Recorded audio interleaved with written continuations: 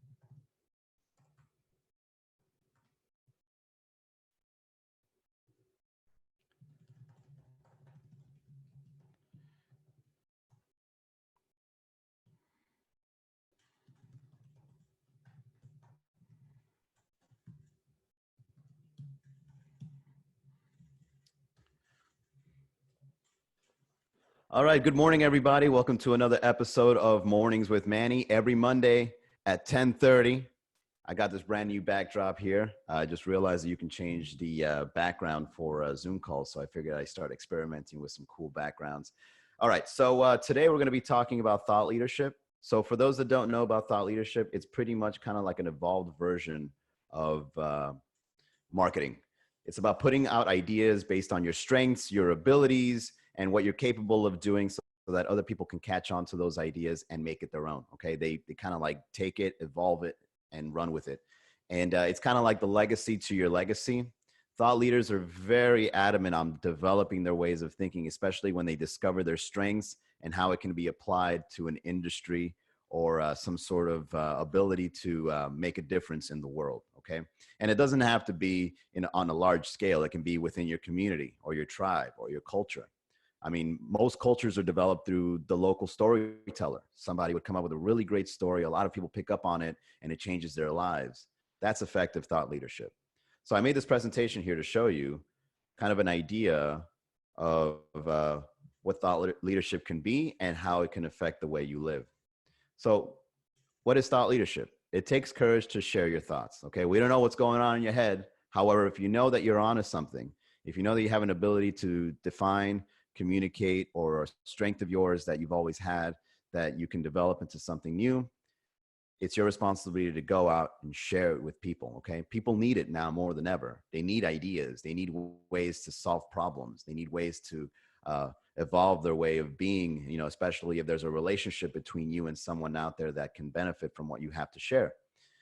It also takes a lot of confidence, the kind of confidence you need to actually go out and relay these ideas and thoughts to others. It takes a certain amount of self-esteem. It takes a certain amount of assurance and command in being able to communicate these thoughts.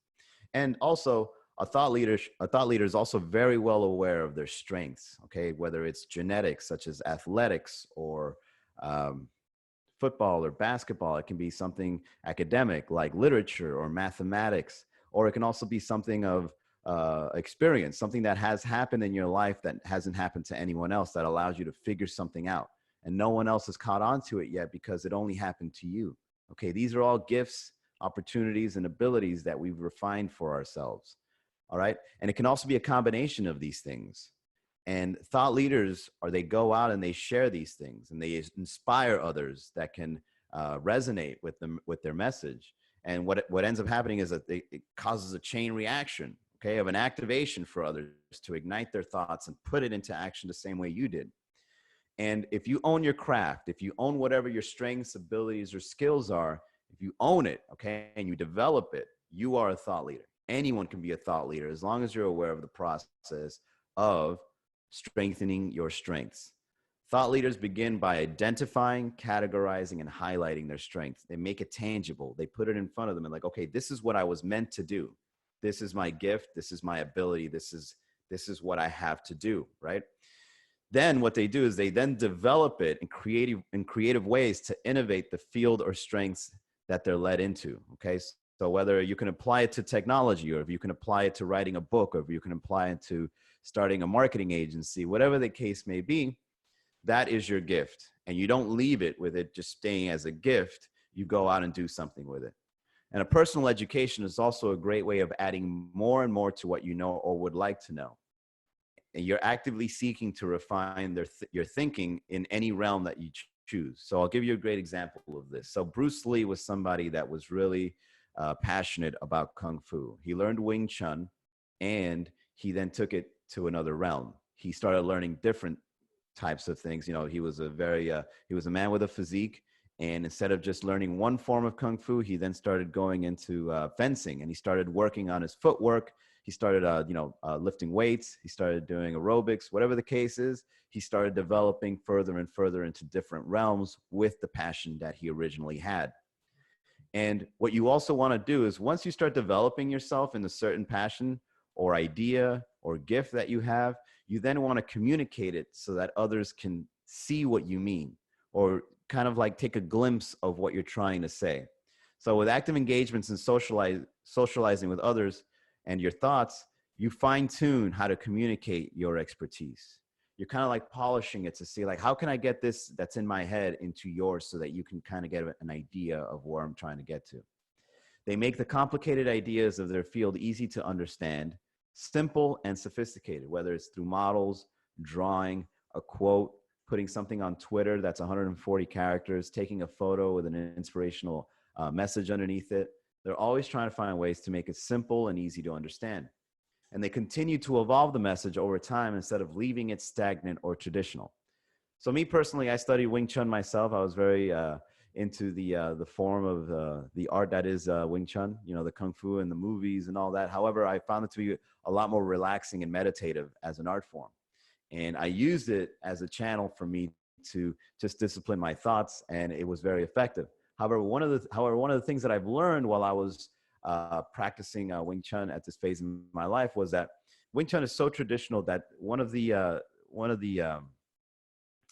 thought models of it is saying, never take this art form and develop it to anything new. Leave it as it is. Leave it as the foundation of Wing Chun.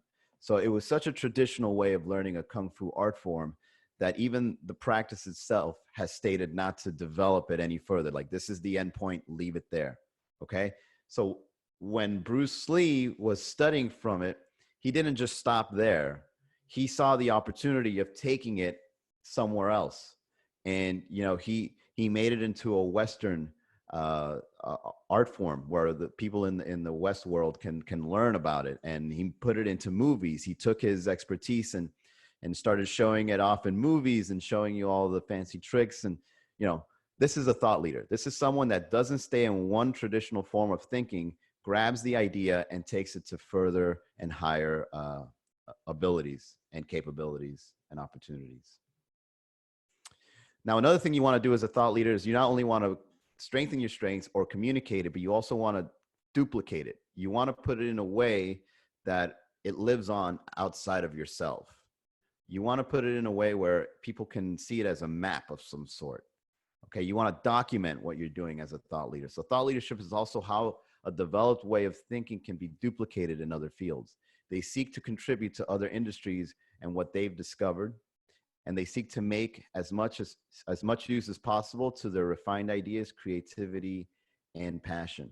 So to further the example of Bruce Lee with the Kung Fu that is Wing Chun, he developed a thing called Jeet Kune Do, which is the art of the intercepting fist. And what he did was he got Taekwondo, Western boxing, Kung Fu, Wing Chun. He put it all together into this brand new art form, and he documented it in his book.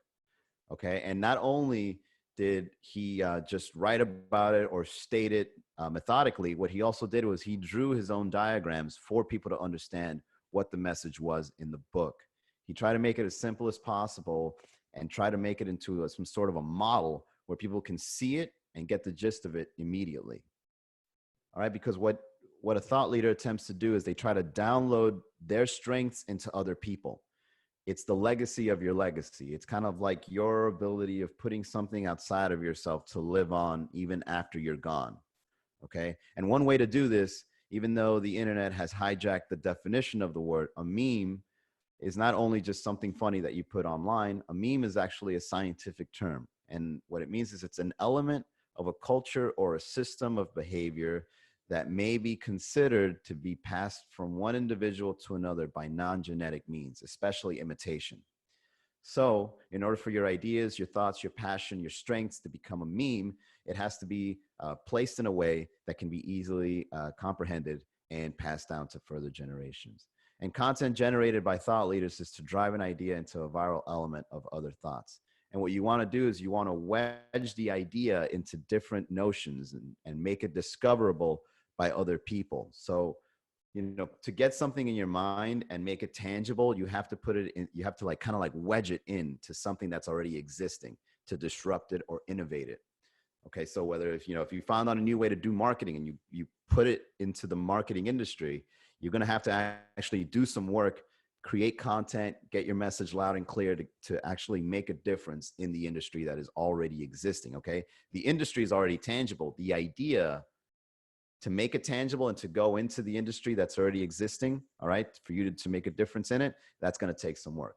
And you need to find a way to download, make it into memes, write content, and elaborate your ideas as much as you can. So even though that thought leadership is something in its own realm, I also want to go ahead and combine it with the people that will be watching this recording through miaminetworking.com. So thought leadership affects your networking, and imagine how it could if you started implying it into your abilities of meeting or causing relationships with other people that you meet. Okay, so everyone you meet can leave with a better way of seeing something or gaining a more refined understanding about an industry. So whenever you meet somebody and you're creating a relationship with them, your idea as a thought leader can be the basis of that relationship. Okay. And it doesn't have to be one way. I mean, you can also meet another thought leader and you can combine ideas and make something amazing out of that conversation. Also, you can relay your idea and you can have other people kind of like apply it in their life. And then just they can go out and they can just go start sharing that with other people. And then you can start changing lives by just one idea. So if I give you, for example, a tip in marketing that you probably never came across and you use it in your business and you're like, this really works. This is great. You apply it in your business. People see you applying it in your business. You explain it to them how it works in your business, and then it becomes modeled. Okay, so then your idea starts not to just evolve, but how it jumps from other people begins to evolve. So it's kind of like a game of telephone. And a thought leader develops viral thinking. Thought leadership is about having a piece of knowledge that anyone can pick up from you and just use it in their own life. It's causing an idea to continue developing when they share it with others. Others can then add that to their form of thinking and develop it into becoming something brand new.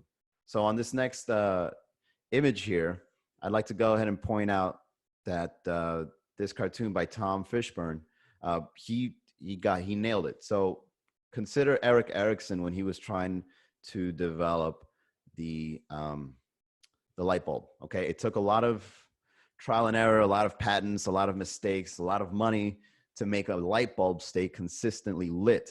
And once he figured it out, and it became mass produced, people at homes now have it, businesses can now use it.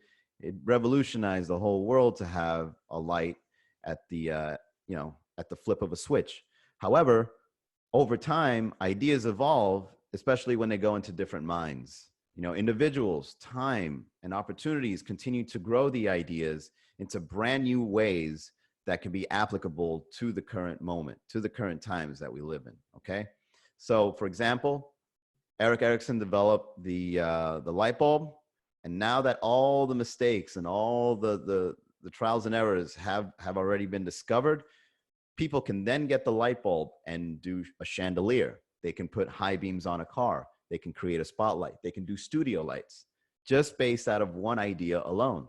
So that goes to show you how important thought leaders are when it comes to developing strengths, abilities, and and finding your opportunities and actually taking action within it. It changes the whole world. So how do you make an idea contagious? Well, first of all, it's got to be valuable. Of course, it's got to solve a problem, a solution. And it's also going to take, again, a lot of work to get it out there. Content creation is one of the most effective ways to refine an idea to the masses. And the reason why is because content creation right now is free. Anybody can create content. You can go on Instagram, you can go on Facebook, you can go on LinkedIn, Pinterest, whatever you want, and actually put an idea out there for it to be taken and evolved. Okay, so content creation is the most effective way for an idea to become contagious and for you to define yourself as a thought leader. Because if you're constantly trying to put your passion, your strengths, your capabilities online, and people can read it, it's kind of like they can peer into it and get the gist of the idea. It's like, oh, I know exactly what you're doing. I know exactly what you're saying. Let me go ahead and try to do something more with it. And then you then start making more content and you start explaining it in different ways. You then start putting it in different mediums. So like you can make an image, you can make a quote, you can make a podcast with audio, and you're putting the idea in different ways so that people with different patterns of thinking can pick up on it, right? So maybe your Instagram image didn't catch on with someone that is more of an auditory kind of person. But if they listen to your podcast and they hear your interview and they see you explain the idea audibly, they're just like, oh, okay, I know exactly what this person means now, okay? So your idea becomes contagious by content creation and putting it through different mediums. And of course, with great power comes great responsibility. I'm sure there's a lot of people out there, and even in history shows that there's been people that are thought leaders that have developed bad and malicious thinking in many. You know, if you look at fascists, dictators, they were thought leaders one way or another. Okay, so making an idea contagious does not necessarily mean that it is a good thing. Bad ideas can be made viral too. Okay, so it's our responsibility to become wary and think independently, even though we come across a thought leader. We have to find out if it's valuable, not only for us, but also for society as a whole. Not just for your culture, not just for your immediate family, but something outside of that, something that goes way further and beyond to allow other people to thrive, okay? And a true thought leader only has the best intentions for society as a whole, okay? Thought leaders have to be very responsible with their abilities. And ideas change the world. That is the whole point of a thought leader. They know that their ideas, their strengths, their capabilities, their willingness to put something out there because they believe in it wholeheartedly is meant to change the world, okay? If there's an effective new way to do something, it will be caught on. All right, everyone can catch on to these new forms of thinking consciously or unconsciously. Okay, you can have a conversation with someone and you could change their life without them even knowing it. Okay, just them meeting you allows someone to be inspired to take action. Be that person. It gets embedded in cultures and changes landscapes of thoughts throughout society. Thought leadership is a very important piece to have in any society. And if you decide to become one, you have the capability of changing the world just by being you. Okay, so that's why I'd like to invite you to meet the makers of Miami. This is going to be a virtual networking event and a seminar from noon to 5 p.m. Okay, it's going to be Sunday, May 24th, the day before Memorial Day. However, if you do plan on joining us, I highly recommend you come at noon. Okay, not Miami time. You come at noon because we're going to start the discussions and we're going to go on to breakout rooms and we're going to start networking with people that are willing to make a difference in Miami based on their strengths, their abilities, and their capabilities. Okay. And we're also going to find ways to make it contagious. Whatever gifts we have, we're going to have discussions on how we can share it with other people so they can catch on to it and make a difference here locally in our community of Miami. All right. So go to miaminetworking.com/makers, register your attendance. And if this interests you, I look forward to meeting you. Okay, I've been wanting to meet you my whole life, and I think this is an organized way for people to come together and actually have these kinds of discussions. And you can also talk to me about anything. Go to miaminetworking.com/meeting, where you can schedule a 15-minute conversation about anything you'd like. We can share ideas, or if you ever need some sort of digital marketing services, I'm also available for hire. Okay, I look forward to meeting you on the next Mornings with Manny. Remember, it's every Monday, 10:30 a.m. Thank you all so much for tuning in. See you next time. Have a great day. Bye.